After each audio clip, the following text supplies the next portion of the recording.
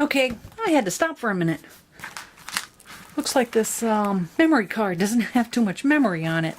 Either that or I'm doing way too many videos, so I had to go take a movie off so I could put one on. And I'm guessing 32 gigabytes maybe. I think that's what it said. I guess that's not too much. So I'm just going to go buy another one.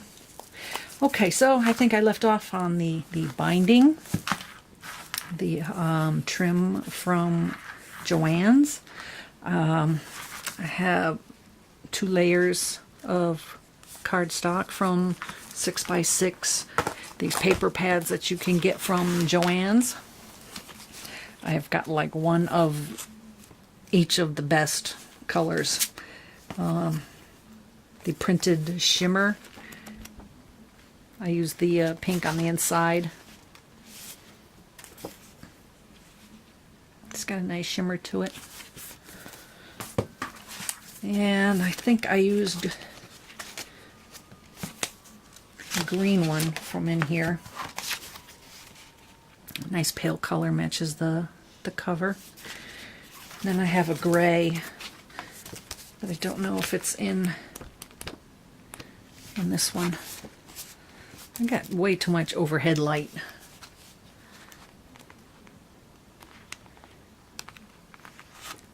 I'm trying to use these when I need scrap paper, because my bucket of scrap paper is like bits now, so I hooked up with a bunch of these when they were on sale at Joann's, so I think that might be the gray. Oh, anyway. Check them out, Joann Fabric. They've got a lot of nice colors. So that wraps around from one side to the other. Then I have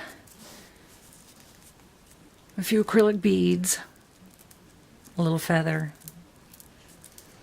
and then from Michael's.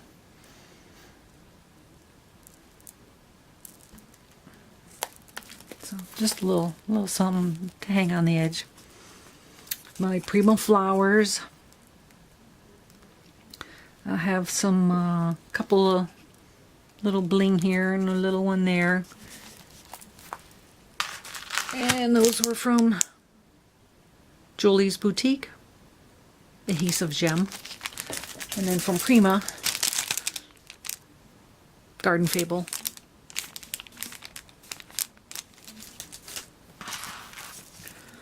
One of the flowers I painted with clear gesso, and then I sprinkled some very fine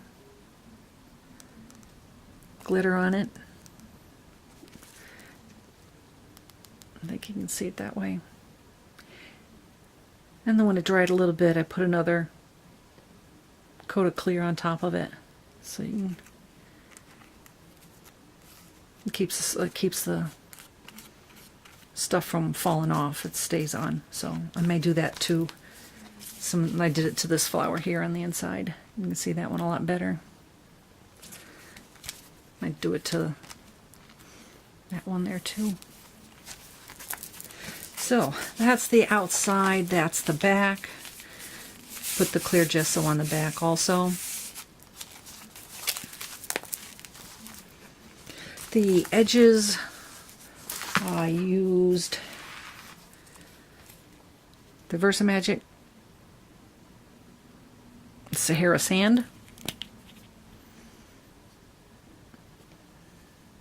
I discovered there are layers of this foam. You see that? I think I used it quite a bit because my foam pieces are coming apart. And I pretty much used a makeup sponge because it was brand new, you know, full of ink, and I didn't want to really get it too dark. So makeup sponge, perfect, works every time. So with all the extra pieces that you get from cutting your file folders, you have all these edge pieces. I took some and cut some pieces so it'd have a couple pockets. And then I have a pocket on the side, pocket on the top. This is what it looks like when you cut your file folder. Cut some off one side, cut some off another side, and then when you score it 4 1/2 and you fold it, you can have a pocket here, you can have a pocket there. Just glue the sides. You'll have to glue the bottom, of course.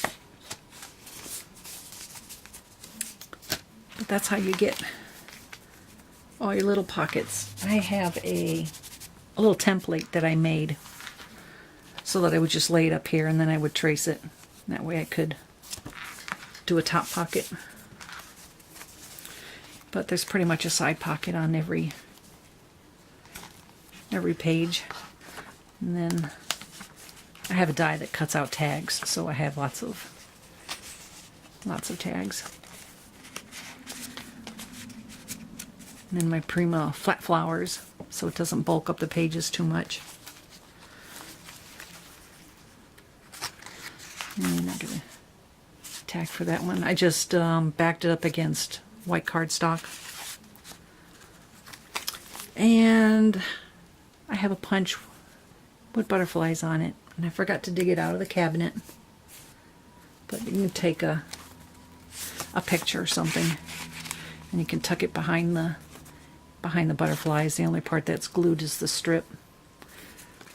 So if you had a little picture or something like that, you could tuck it behind the butterflies.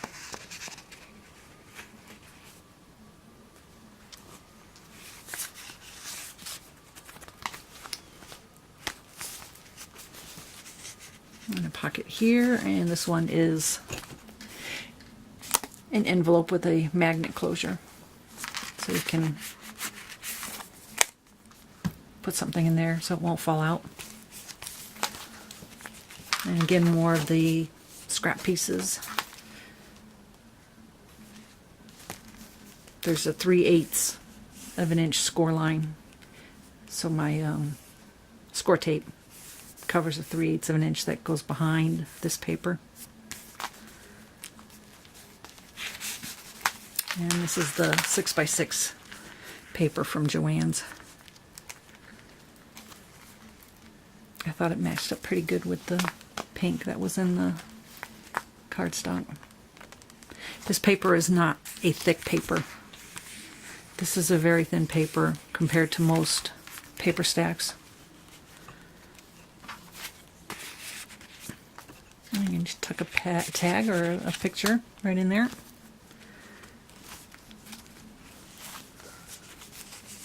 And a pocket. And a flip.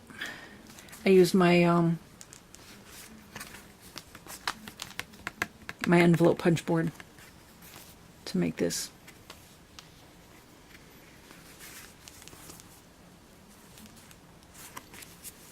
And then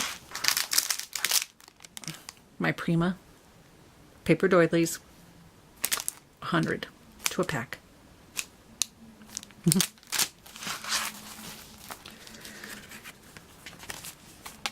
And this is the last page. I like the 12 by 12 papers because you can cut from 3 different areas and they all match up.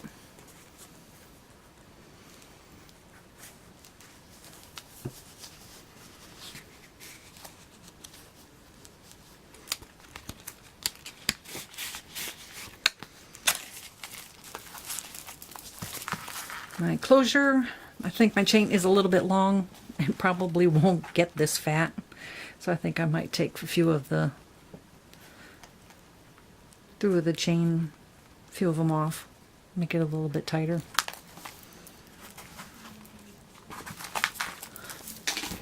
And this is the paper stack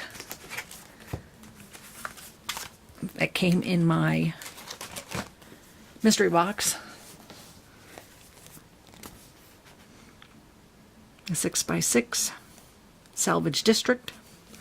I've got More of that 6x6 paper from Joann Fabric. It's got a little bit of shiny glittery. Might be able to use some of these.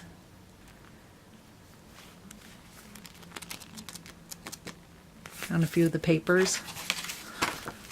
And my paper that is going to cover my binding. I think I used some of this paper on my Mickey Mouse album. So you never get rid of the little pieces because you might just make something small and then you can use it again. So this is the Salvage District two-sided.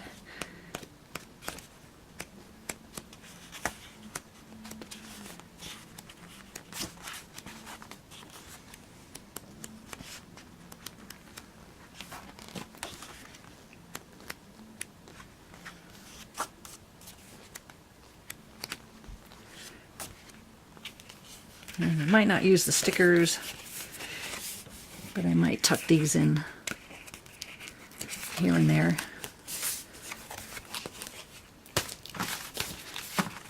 And these are the ones that I already had cut out.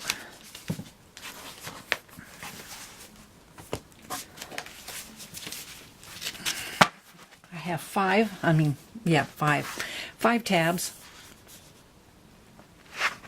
And one of them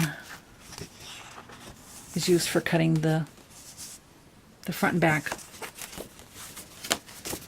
So that'll measure 5x6. The middle piece, and you can, if you do file folders, you can slide them up against each other, and overlap the tabs a little bit. You don't have to do it this way. My centerpiece is my first and last. I cut it down the middle. I trim the edges a little bit. Get rid of some of that edge there. And then score at 4.5. And that's how you end up with this. Then you fold them.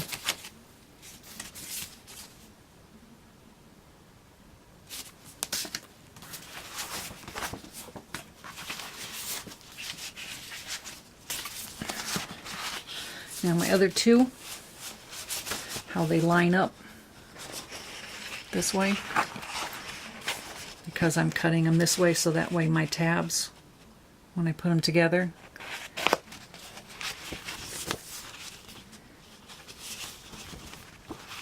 and they will overhang each other just a little bit.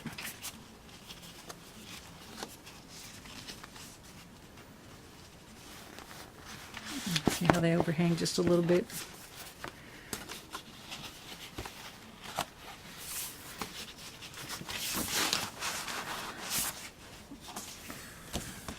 So then you just trim however wide you want.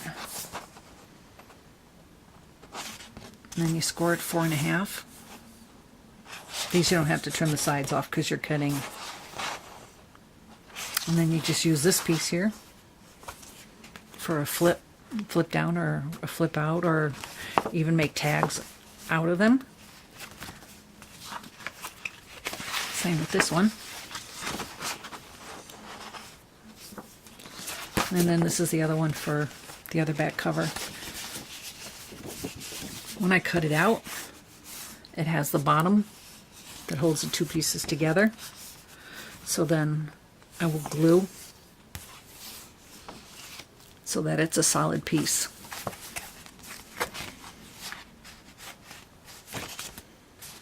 And this is the binding. This goes in the binding area of the book. Not this way where all the tabs are. I don't want it up here. I want it to be an area where the pieces are glued together.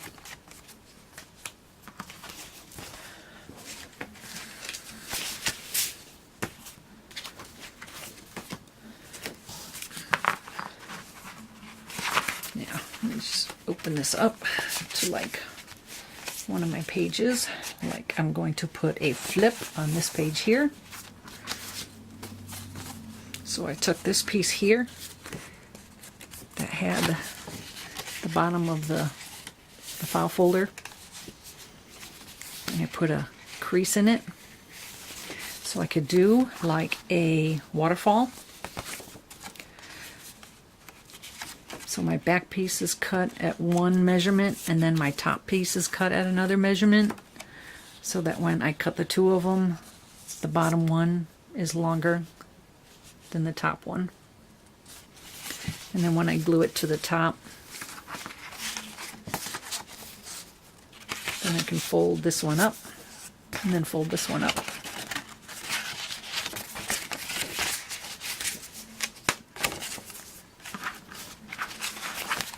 So when I come back to doing more of this video, we're definitely going to use another camera angle so that hopefully we're looking more down at what I'm doing when I cut these for my third